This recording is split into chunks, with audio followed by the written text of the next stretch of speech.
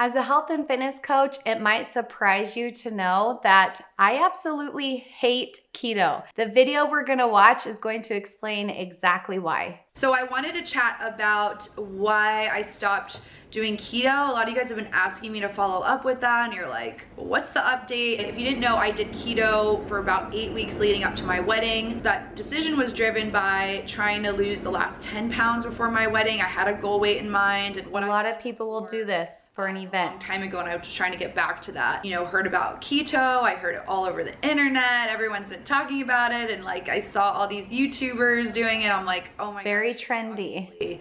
The answer, you know, I tried it for myself. I got the Carb Manager app and I was like, 20 net carbs a day, let's do this. 20 net carbs a day is no joke. I mean, your key foods are bacon, eggs, bacon.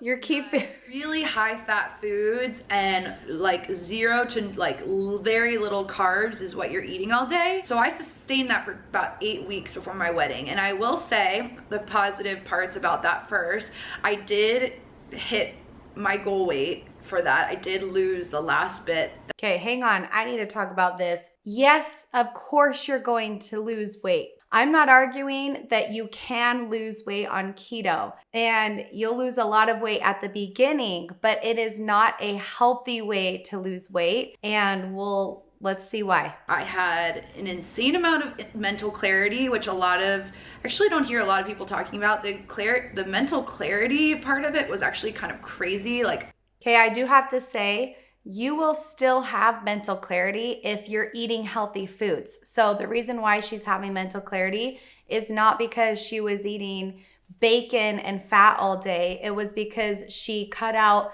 the sugar and the refined carbs, which you can still do eating a balanced diet. You don't have to do keto to feel mental clarity.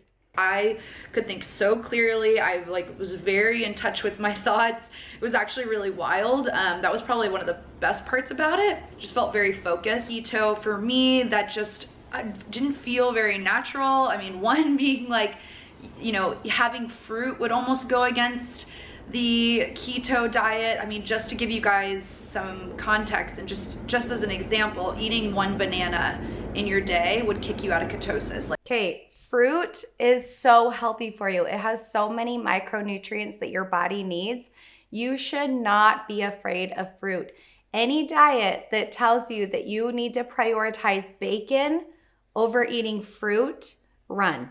Okay, just run. Like, it's that strict. So I think that started to make me feel a little like deprived, in the sense that I didn't feel like I had a lot of freedom of choice in terms of food, which... Okay, wait, if you're feeling deprived and you don't have freedom of choice over your food, you will not stay consistent. So those are 2 things that you have to have in whatever nutrition plan that you choose. I'm sure a lot of people can argue there's tons of recipes and like, yes, but I didn't feel like the things I love, the foods I really appreciate in life, really did not sit well with keto diet. So it was hard for me to not feel a little deprived. I felt satiated, but I did also feel deprived in terms of choice, going out to restaurants and things. Yes, you can make things keto, but it wasn't like, it's like if I'm gonna go out to eat and it's a treat, I don't wanna like have the same foods that I have at home and just, I don't know.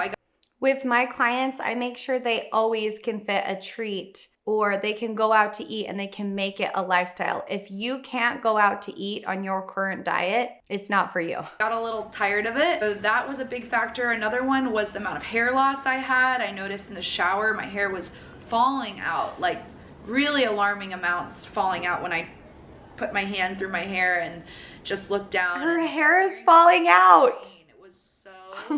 So much more frequent than I ever had before. That was actually freaking me out, and I know that's like a deficiency, since you're... Okay, if your hair is falling out, obviously that is your body telling you that what you're doing is not healthy. No amount of weight loss is worth you doing something so unhealthy that your hair is falling out. Go really low carb, it's supposed to be a side effect, so you're supposed to start taking more magnesium and electrolytes to supplement it, and I don't know, it didn't feel natural to me to do that and to like go replenish it. It's not natural. So that I didn't love. I never felt so energetic in my life. The flip side to that was that it completely affected my sleeping cycle. I wasn't sleeping at night. Like I was like staring at the ceiling. I felt like I could work out at So your body is meant to have carbs. Your brain actually needs carbs to survive.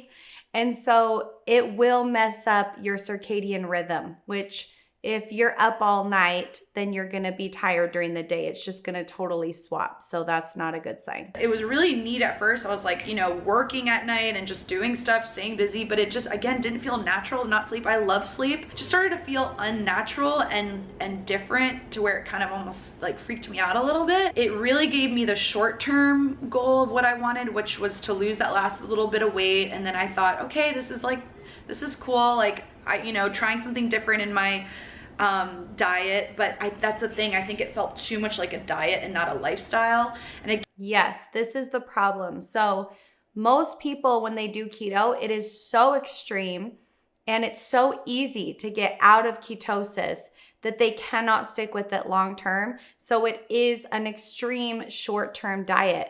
Well, what happens when you stop doing that diet? Your body starts gaining weight and it starts holding on to that weight because now it doesn't know how to convert your carbs into energy. It converts it into fat.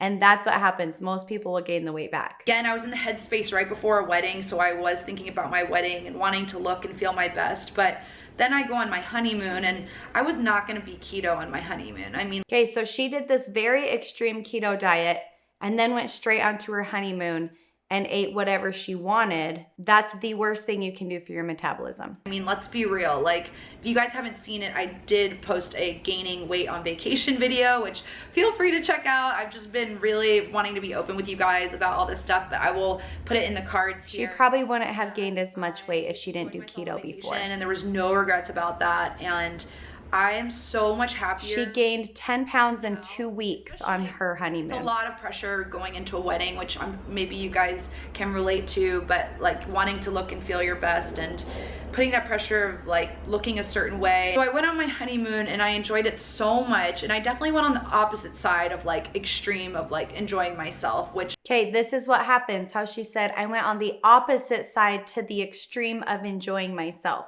This is what always happens. If you restrict yourself so much, what's going to inevitably happen? You're going to binge later on. Gaining 10 pounds in 2 weeks after you just lost it all in keto, classic. This is what happens, classic. Which I don't think is, you know, good to do all the time, but if you're on vacation, you're gonna do that. So I was kind of like, when I came home, I was like, okay, I need a middle of the ground road of all this between the two. Like I can't, you know, I just need to figure out my happy place. Like, what makes me feel good, what motivates me to go to the gym, I need to find this like sweet spot, which I feel like that is the sweet spot. So now what I'm doing is still tracking. I'm doing not low carb, but I'm having carbs that are just like normal, like I would say like 150 grams a day. And it's just, I am satiated. I feel like I have freedom of choice, like I'm eating fruit again. I do those things and I don't feel bad, and I feel like I need the carbs too because I do a lot of high intensity workout at Orange Theory, and yes, like, it just nourishes me and like fuels me for my workouts. And okay, I want you to notice the difference in energy when she was doing keto versus when she is eating balanced macros. 150 grams of carbs is way more balanced than 20. And she has more energy for her workouts. She feels more motivated. She has a better relationship with food. She feels better about herself and she's being healthy, okay? That's tracking macros. That is eating in a balance of all 3 macronutrients. Your body needs that. So which one would you want to feel like? Right? I love it. And if you guys are having trouble, you know, losing weight, you're lowering your calories, but you're confused on why you're not losing weight, track your macros. Like that's a huge thing. And so I've been doing that and just doing like a general, like low carb, but nothing. Yes, tracking macros. I'm telling you, this is where you're going to see the results without feeling deprived, without cutting out major food groups, being able to go out to eat, being able to fit your favorite treat in. Macros. Nothing like 20 net carbs. That's like, it's just so hard, guys. Like it was just so hard for me. It might come naturally for you if you don't crave bread or anything like that. It doesn't come natural to anyone. 20 grams of net carbs is insane. It's so hard. and the side effects started to freak me out and just not feel natural. So you have to do what feels right for you and maybe what your doctor recommends.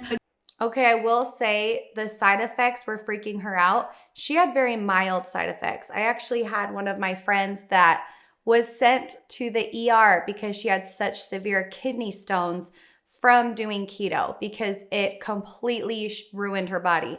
Other side effects that you'll have is the keto flu, where you feel sick and you have the flu and you're tired and you have headaches. Like, that's your body withdrawing. This is not a good sign. This is not healthy.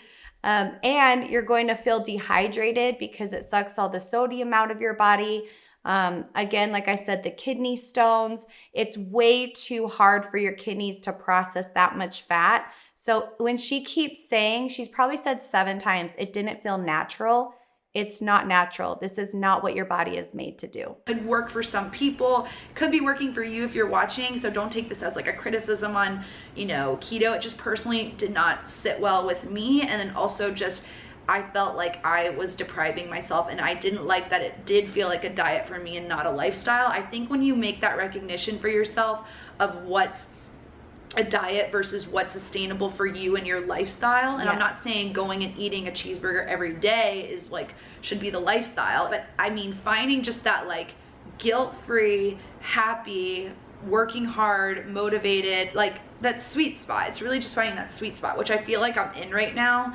And I'm just feel happier than ever in my skin. And I want that for you guys too, whether that is doing keto as a lifestyle. Okay, she feels happier than she ever has in her skin, finding that balance, tracking macros, and feeling healthy. So this is why I do not love keto. There are so many reasons, and there are so many other ways to lose weight, get in shape, and feel your best without making yourself sick.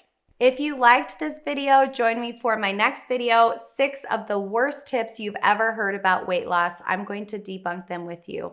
I'm BodyByBree. Thank you for joining me to create the healthiest, happiest version of yourself, and I will see you back here next time.